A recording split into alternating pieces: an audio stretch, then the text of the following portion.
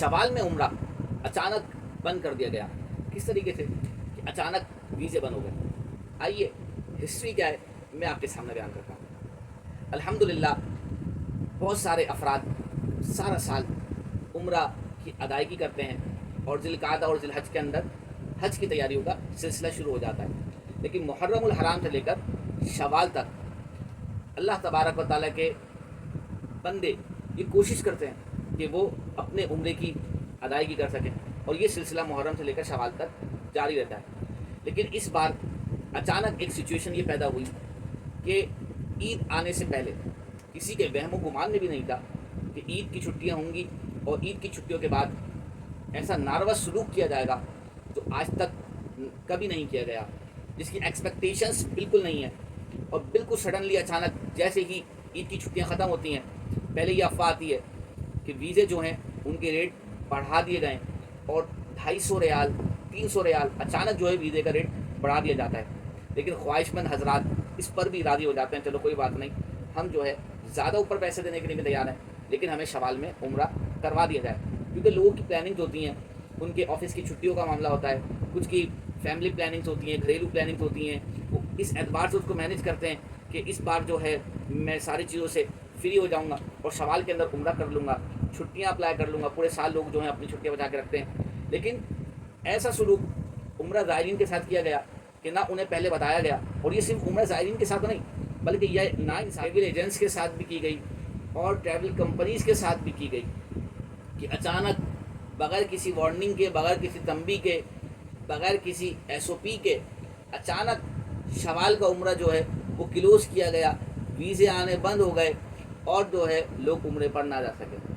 اب اس کا ایک بہت بڑا نقصان ٹریول ایجنسیز کو بھی ہوا کہ وہ افراد کے جنہوں نے ایک کام کا ایک طریقہ کار ہوتا ہے, ایک پیٹرن ہوتا ہے کہ لوگ جو ہیں وہ عمرہ فیئرس کی جو سیٹس ہوتی ہیں جن کو ہم گروپ ٹکٹس کہتے ہیں. اچھا یہ ٹکٹس بھی دو طریقے کی ہوتی ہیں, چلے میں آپ کو وضاحت کر دیتا ہوں. ایک ہوتی ہے کیجول ٹکٹس کہہ لیں, نارمل ٹکٹس کہہ لیں کہ بندہ جو ہے وہ سسٹم کے ذریعے یا آن لائن اسے پرچیز کر لیتا ہے. ایک ہوتے ہیں گروپ ٹکٹس. گروپ ٹکٹس کے اندر مخصوص 20 seats, 25 seats, 30 seats, 50 seats apply کی جاتی ہیں اور وہ ایک ساتھ سیٹیں اترتی ہیں. اس کے اندر جو ہے وہ سیٹس جو ہوتی ہیں نان ریفنڈیبل ہوتی ہیں اور نان چینجیبل ہوتی ہیں. اس کے برعکس جو سسٹم سے سیٹس بنائی جاتی ہیں وہ چینجیبل بھی ہوتی ہیں, ریفنڈیبل بھی ہوتی ہیں. ان کا جو ایک ڈیوریشن ہوتا ہے کہ اس ٹائم میں آپ کرتے ہیں تو اس کی اتنی کٹوتی ہوتی ہے. لیکن جو گروپ ٹکٹس ہوتی ہیں وہ نان ریفنڈیبل ہوتی ہیں, نان چینجیبل ہوتی ہیں. اب اس کے اوپر ایک ویڈیو بننی چاہیے, وہ میں انشاءاللہ بعد میں کبھی بناؤں گا کہ اور کیا کیا فرق ہوتے ہیں. لیکن بس اتنا سمجھیں کہ جو گروپ ٹکٹس ہوتی ہیں نا وہ آپ نے ایک مرتبہ لے لی تو اس کو ریٹرن کرنے کے چانسز نہ ہونے کے برابر ہوتے ہیں, اور اس وقت پر اس ٹائم پر اگر سفر نہ کیا جائے تو پیسے پورے ضائع ہو جاتے ہیں.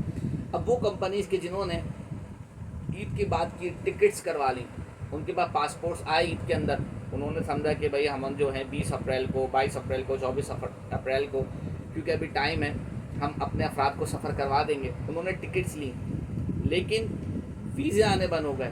عید سے پہلے جن کے ویزے آئے ان کو تو ٹریولنگ کروا دی گئی, لیکن جن کے ویزے عید کے فوراً بعد اپلائی کیے گئے ان کو بڑی مشکلات کا سامنا ہوا.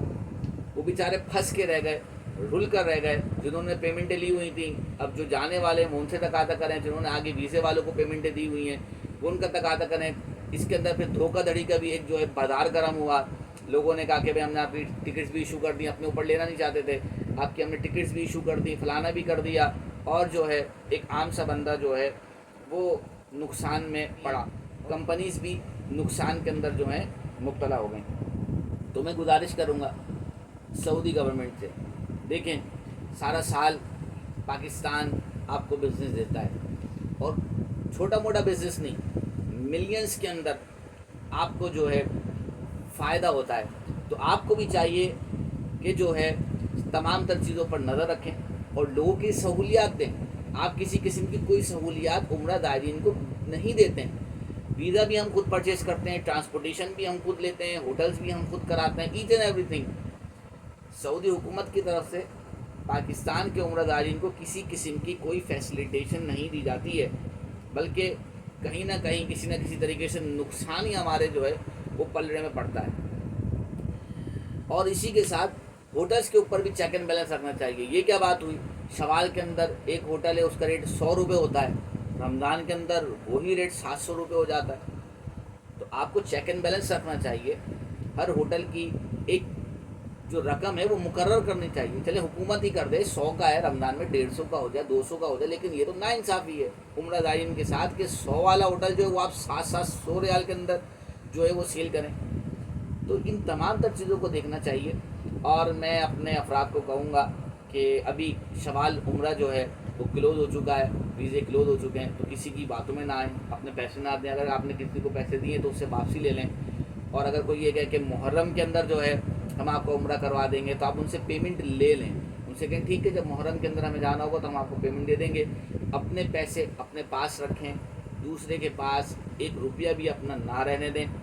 اور با اعتماد جو ٹریول ایجنٹس ہیں ان سے آپ رابطہ کریں, ان سے اپنے کام کروایا کریں, تاکہ آپ کو کسی بھی قسم کے نقصان سے بچایا جا سکے, آپ خود بچ سکیں, دوسروں کو بچا سکیں, اور آپ کو کسی قسم کا نقصان نہ ہو. میں امید کرتا ہوں کہ آپ کو جو ہے یہ ویڈیو بڑی بینیفیشینٹ رہی ہوگی, بہت فائدہ حاصل ہوگا. آپ بھی اگر عمرہ کرنا چاہتے ہیں تو ہمام ٹریول اینڈ ٹورز سے رابطہ کر سکتے ہیں. نمبر آپ کی اسکرین پر چل رہے ہیں, آپ کانٹیکٹ کر سکتے ہیں. اور محرم الحرام میں جو ہمارا گروپ بنے گا اس کے اندر آپ بآسانی طریقے سے جا سکتے ہیں. الحمدللہ ہم نے شوال کے لیے جتنے لوگوں کی پیمنٹس لی تھیں, جن کے ویزے آ گئے تھے ان کو ہم نے بھیجا, اور جن کے ویزے نہ لگے ہم نے تمام تر پیمنٹ, ویزے کی پیمنٹ بھی ہم نے ان کو واپسی کی. اور یہی ہمارا معیار ہے. اللہ تبارک و تعالیٰ سے دعا ہے کہ رب کریم ہمیں سوچنے کی, سمجھنے کی اور عمل کرنے کی توفیق عطا فرمائے. السلام علیکم ورحمۃ اللہ وبرکاتہ.